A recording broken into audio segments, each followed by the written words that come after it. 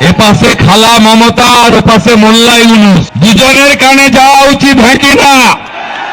ভারত মাতা কি, ভারত মাতা কি।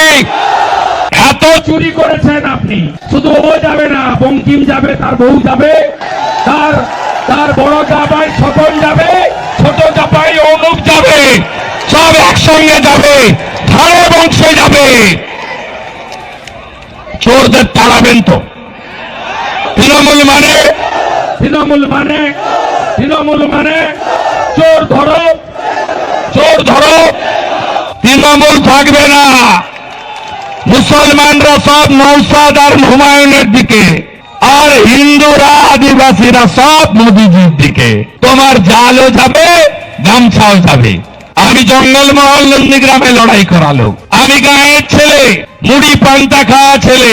আমি মমতার আর তার পরিবারের মতো চার্টার্ড ফ্লাইটে চড়া লোক নই। এই যে উগ্র শক্তি বাংলাদেশের, এদের শিক্ষা দিতে হবে। পশ্চিমবঙ্গ বাংলাদেশের দিকে এগিয়ে যাচ্ছে। মা কালী প্রিজন ভ্যানে বজরংবলীর মুন্ডুচ্ছেদ, জগদ্ধাত্রীর হাত পা ভাঙা, হিন্দু পলায়ন, এপারের হরগোবিন্দ চন্দন দাস আর ওপারের দীপু দাস একই মডেল।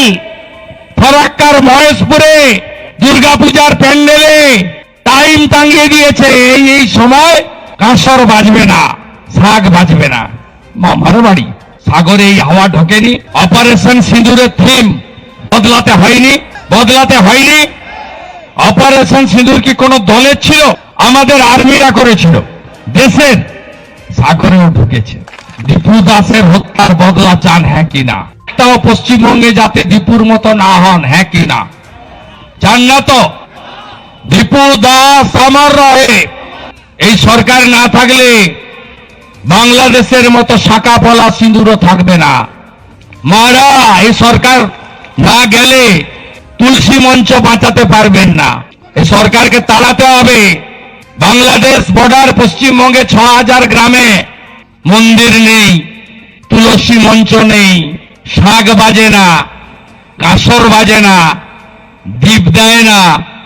চট্টগ্রামে গলায় তুলসী দেখলে মারছে, হাতে দৌড় টাকা দেখলে মারছে, ধুতি পরলে মারছে, শিখা রাখলে মারছে, কপালে টিক পড়লে মারছে।